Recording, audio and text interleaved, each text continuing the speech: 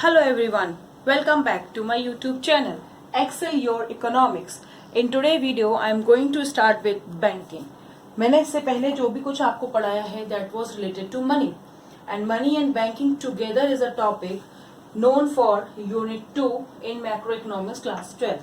तो आज मैं पढ़ाने जा रही हूँ बैंकिंग मनी से जो भी बात करते हैं हम हम मनी की जब बात कर रहे थे तो बिना बैंक के मनी का डिस्क्रिप्शन हो ही नहीं सकता. So here will begin with banking. अब बैंकिंग है क्या, ये सिस्टम हमारी कंट्री में कैसे आया, बैंकिंग हमारी लाइफ में किस तरह से इमर्ज हो गया as a part of our daily requirement. तो बैंकिंग की जो प्रेजेंट कंडीशन है, बैंकिंग का जो प्रेजेंट स्टेटस है, उसके पीछे बहुत बड़ी हिस्ट्री है. So before we go with present status हमें पहले का थोड़ा सा जान लेना चाहिए कि बैंकिंग होती क्या है, क्योंकि जब भी बैंकिंग पढ़ते हैं बहुत सारे क्वेश्चंस दिमाग में आते हैं. तो क्यों ना पहले बैंकिंग जान लें. So I am just introducing you to you about banking the banking system of India. In India the banking was introduced in 18th century. तो बैंकिंग सिस्टम जो कंट्री में हमारे यहाँ चल रहा है उसका ओरिजिनेशन यानी वो कब शुरू हो चुका था, 18th सेंचुरी में. Bank of Hindustan which was introduced in India in 1770. Bank of Hindustan के नाम से बैंक इंट्रोड्यूस हुई थी हमारी कंट्री में प्रेसिडेंसी रूल में, वो था 1770 में. बट ये बैंक ज्यादा काम नहीं कर पाई और ये बहुत जल्दी फेल हो गई. राइट है. उसके बाद फिर एक और बैंकिंग सिस्टम शुरू हुआ कंट्री के लिए, general bank of India. Means एक और बैंक इंट्रोड्यूस करी गई, जनरल बैंक ऑफ इंडिया इन 1786. तो 1786 में भी एक और बैंक आई, बट वो बैंक भी काम नहीं कर पाई और वो फेल हो गई 1791 में. तो आप सोचिए कितने साल चली, ओनली 5 years. कितने ईयर्स चली, ओनली 5 years. सिर्फ 5 साल ये बैंक काम कर पाई और डिस्ट्रॉय हो गई, मीन्स फेल हो गई, काम नहीं कर पाई. फिर हमारी कंट्री में बैंकिंग सिस्टम मैंने अभी बोला 18th सेंचुरी में स्टार्ट हो गई थी, तो ये तो इंट्रोडक्शन देख लिया. बट प्रेजेंट में आप सब मुझे जल्दी से सोच के ये बताइए कि इंडिया की सबसे बड़ी पब्लिक सेक्टर बैंक कौन सी है. जल्दी सोचिए, इंडिया की सबसे बड़ी public sector bank which we all are using और बहुत बड़ी बैंक है. Yes, it is SBI. क्या है ये, इसका पूरा नाम सभी को पता है, स्टेट बैंक ऑफ इंडिया. क्या है इसका पूरा नाम, State bank of India. So in our history of banking, State bank of India वो is the bank who which was there also at the time of 18th century and today also we all are using. तो सबसे oldest हम कह सकते हैं, सबसे पुरानी bank कौन सी है, SBI बैंक. बट ये बैंक उस टाइम पर before 19th century 18th century में ये बैंक SBI के नाम से नहीं जानी जाती थी. क्या नाम था वो हम समझते हैं. So here is the fact, largest and oldest bank of India still in existent. आज भी है, आज भी ये बैंक है जिसका नाम क्या है, SBI, state bank of India. अब स्टेट बैंक ऑफ इंडिया के कई फीचर्स हैं उस टाइम के. किस टाइम की बात कर रहे हैं हम, 18th सेंचुरी की. तो फीचर्स क्या है, पहला work and originated as bank of Kolkata. तो जब SBI बैंक इंट्रोड्यूस हुई थी 18th सेंचुरी में, इसका नाम था बैंक ऑफ कोलकाता, जिसको अब हम कोलकाता बोलते हैं, लेकिन उस टाइम पे इसको बोलते थे कलकत्ता. तो बैंक ऑफ कलकत्ता इसका नाम था. कब इंट्रोड्यूस हुई, 1806 में. 1806 में पहली बैंक आई कंट्री की, जिसको आज हम SBI के नाम से जानते हैं, पर इसी बैंक का पहले नाम क्या था, बैंक ऑफ कलकत्ता. राइट. फिर इसी बैंक का नाम चेंज करके 3 साल बाद बैंक ऑफ बंगाल रखा गया. हम सबको पता है वेस्ट बंगाल की कैपिटल क्या है, कोलकाता. कोलकाता का पुराना नाम है Calcutta.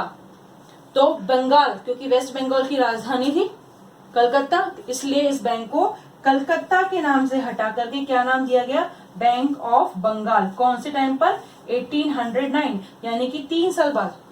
After 3 years bank of Calcutta was replaced with bank of Bengal. Understood. तो पहला फीचर कैसे, SBI का सबसे पुराना नाम बैंक ऑफ कलकत्ता 1806 में इंट्रोड्यूस हुई और बैंक ऑफ बंगाल के नाम से 1809 में रिनेम्ड हो गई। क्लियर? अब इसी बैंक के साथ, यानी कौन सी बैंक, बैंक ऑफ कलकत्ता के साथ दो और बैंक इंट्रोड्यूस हुई, जिसका नाम है bank of Madras and bank of Bombay. नाम सुना हुआ लग रहा है? यस। चेन्नई जिसको आज हम बोलते हैं उसको पहले बोला जाता था मद्रास, और बॉम्बे जिसको बोलते हैं आज हम मुंबई। तो ये सब आपको पता है कि हमारे जो प्रीवियस सिटी नेम थे, Calcutta now known as Kolkata, Madras now known as Chennai and Bombay now known as Mumbai. तो ये जब हमारी जो बैंक सिस्टम स्टार्ट हुआ था 1806 में, जो आज एसबीआई के नाम से जाना जाता है, उसके सबसे पहला नाम था bank of Kolkata, bank of Calcutta, right. तो बैंक ऑफ कलकत्ता के साथ दो और बैंक इंट्रोड्यूस हुई थी। तो ऑल टुगेदर 1806 में, which was renamed in 1809, 3 banks were introduced: Bank of Calcutta, Bank of Madras and Bank of Bombay. So in this way SBI was introduced. So here banking system में हम continue कर रहे हैं। Presidency government founded 3 banks. उस time पे जो हमारी government हुआ करती थी, जिसको हम प्रेसिडेंसी गवर्नमेंट बोलते थे, प्रेसिडेंसी गवर्नमेंट ने 3 बैंक फाउंड करी। जो तीनों बैंक क्या थी, अभी अभी मैंने बताया आपको, Bank of Calcutta, Calcutta, Bank of Madras and bank of Bombay. These 3 banks were merged. इन तीनों बैंकों को विलय कर दिया, मिक्स कर दिया, एक साथ कर दिया, और 1921 में एक नई बैंक फॉर्म हुई जिसका नाम पड़ा इंपीरियल बैंक ऑफ इंडिया। तो हमें क्या समझना है यहाँ पे कि सबसे ओल्डेस्ट बैंक कौन सी है, एसबीआई। पहले एसबीआई किस नाम से जानी जाती थी, बैंक ऑफ कलकत्ता, फिर उसको 1809 में बैंक ऑफ बंगाल के नाम से जाना गया, और फिर 3 बैंक जो एसबीआई की प्रीवियस ब्रांच के साथ, प्रीवियस नेम के साथ इंट्रोड्यूस हुई, कलकत्ता, मद्रास, बॉम्बे, तीनों को मर्ज करके 1921 में इंपीरियल बैंक ऑफ इंडिया का स्टैब्लिश किया गया। इंपीरियल बैंक ऑफ इंडिया जो आज आफ्टर इंडिपेंडेंस इन 1955 किस नाम से जानी गई, SBI, state bank of India. So finally imperial bank of India को हमने कन्वर्ट कर दिया as state bank of India in 1955। So are you getting this point कि हमारी जो प्रेजेंट एसबीआई बैंक है उसकी हिस्ट्री, उसकी जर्नी कितनी पुरानी है। 18th सेंचुरी से स्टार्ट हुई है, जिसको आज हम 1955 से एसबीआई के नाम से जानते हैं। बीच में कौन कौन से नाम पड़ गए, बैंक ऑफ कलकत्ता के नाम से स्टार्ट हुई, फिर बैंक ऑफ बंगाल नाम पड़ा, फिर इंपीरियल बैंक ऑफ इंडिया नाम पड़ा, और फाइनली एसबीआई बैंक इसका नाम पड़ा। कुछ और फैक्ट्स हैं। एसबीआई बैंक, कौन सी bank, SBI bank acted as quasi central bank. We all know that in India central bank means RBI, Reserve Bank of India, right? And Reserve Bank of India only has the authority to control our monetary system, our money supply. So here before the introduction of RBI, जब तक RBI existence में नहीं आई, तब तक SBI bank ही quasi central bank की तरह काम कर रही थी, मीन सेंट्रल बैंक का रोल प्ले कर रही थी। अंडरस्टूड? अंटिल आरबीआई स्टैब्लिश्ड इन 1935। तो जब तक आरबीआई 1935 में under the act, RBI act 1934, तो आरबीआई की स्टैब्लिशमेंट कब हुई, 1935 में, 1 अप्रैल 1935, अंडर आरबीआई एक्ट 1934। और आरबीआई जब नेशनलाइज्ड बैंक बनी, वो कब बनी, 1949 में। जस्ट इंडिपेंडेंस के 2 साल बाद आरबीआई को एज अ सेंट्रल बैंक भी एक्सेप्ट कर लिया और नेशनलाइज्ड भी कर दिया इन 1949 में। कुछ और फैक्ट्स हैं इससे रिलेटेड, पहले आप इसको कॉपी करिए, फिर मैं उनको भी बताती हूँ।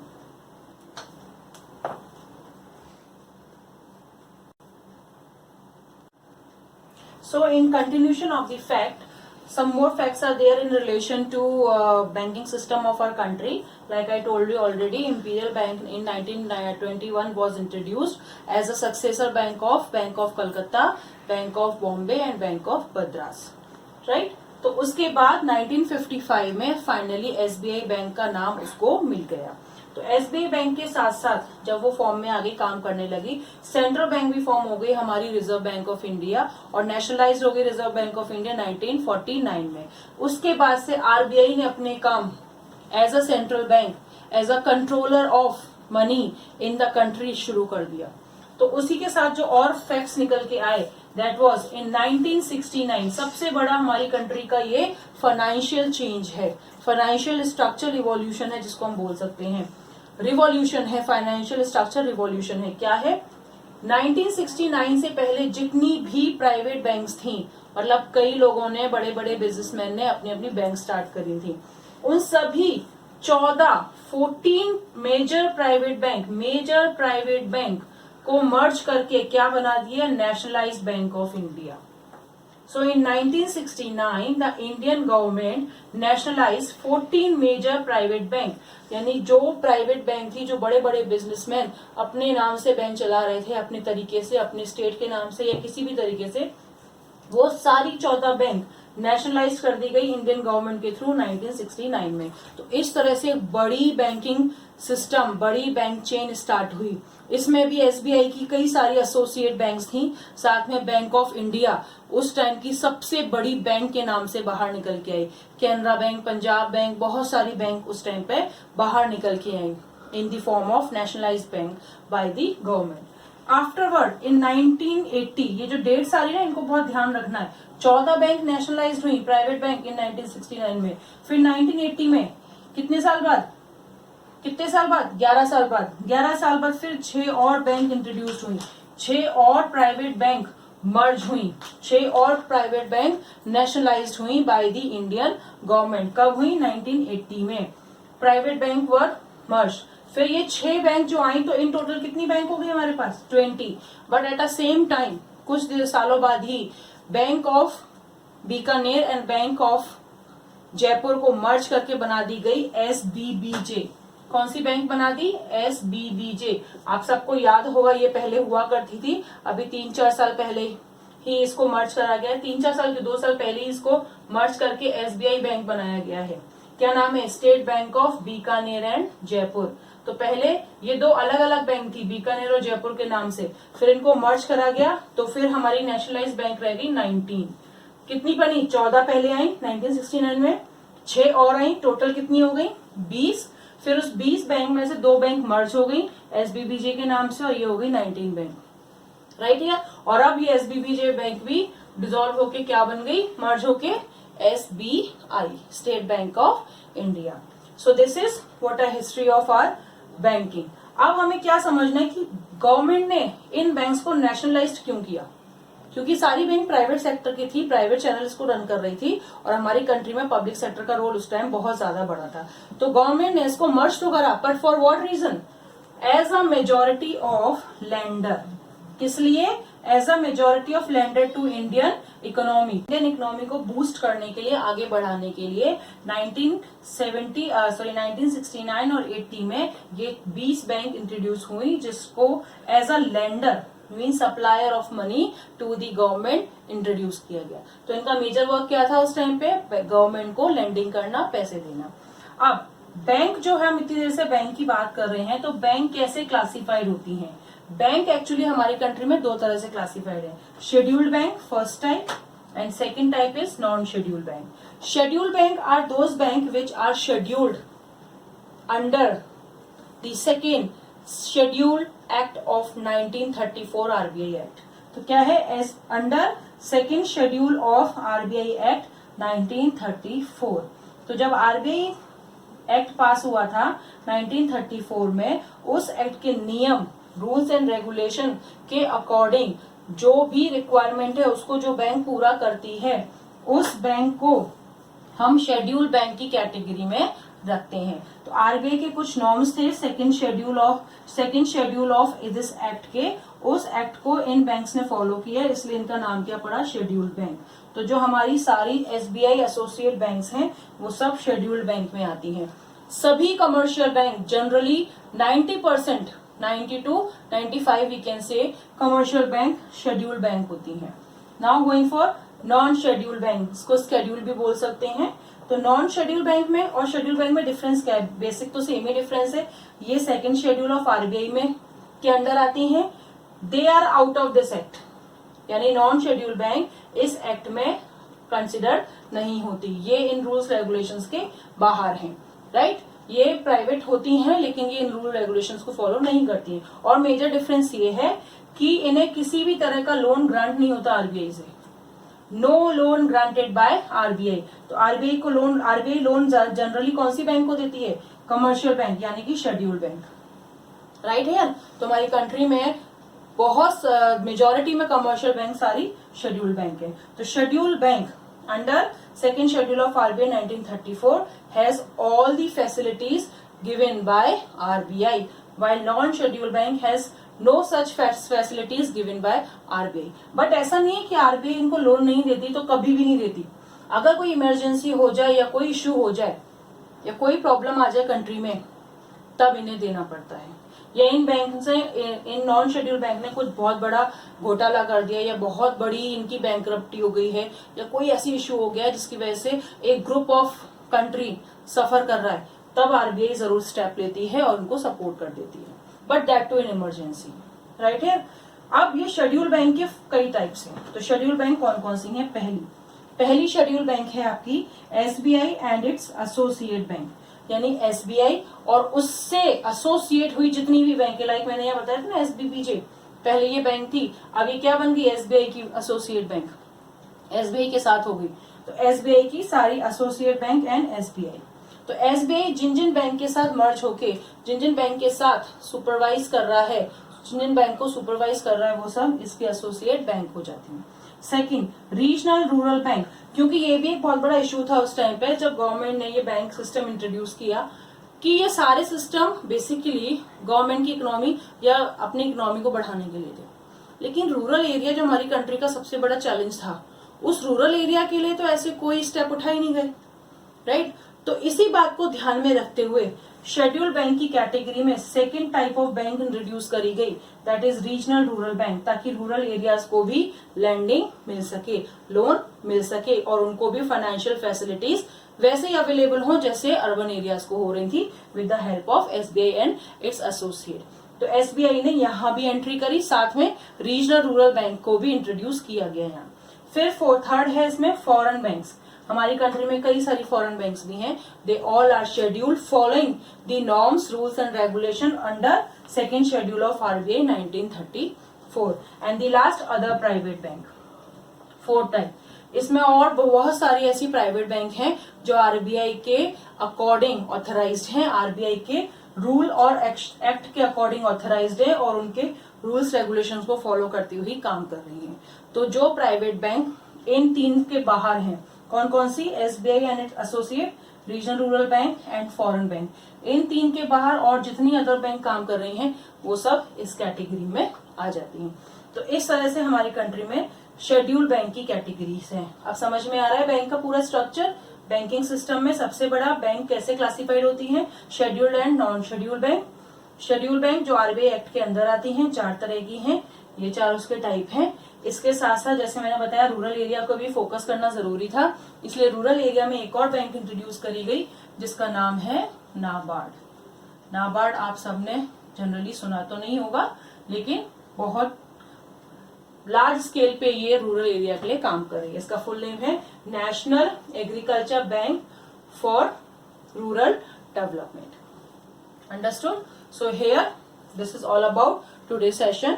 आज आई होप तो आप सबको आज समझ में आया होगा। आज के सेशन में मैंने आपको बैंक की पूरी हिस्ट्री समझाई है और किस तरह का बैंकिंग सिस्टम हमारी कंट्री फॉलो करती है। और मैंने कहा आपको मेजॉरिटी शेड्यूल बैंक ही है हमारी कंट्री में और सारी कमर्शियल बैंक 95% तक सारी कमर्शियल बैंक हमारी कंट्री में शेड्यूल बैंक है, राइट है। तो अब कमर्शियल बैंक क्या होती है, क्योंकि हमारी बैंकिंग यूनिट 2 चैप्टर में हमें समझना है सेंट्रल बैंक और कमर्शियल बैंक। तो अब हम स्टार्ट करेंगे with central bank and commercial bank. RBI में आपको इंट्रोड्यूस करा चुकी हूं, बट आरबीआई सिर्फ आरबीआई नहीं है, RBI is a father of all bank. तो फादर तक पहुंचने के लिए पहले कमर्शियल बैंक को समझ लेते हैं, फिर हम फादर पे पहुंचेंगे। So in next video I will start with commercial bank. Till then stay home, stay safe, bye bye.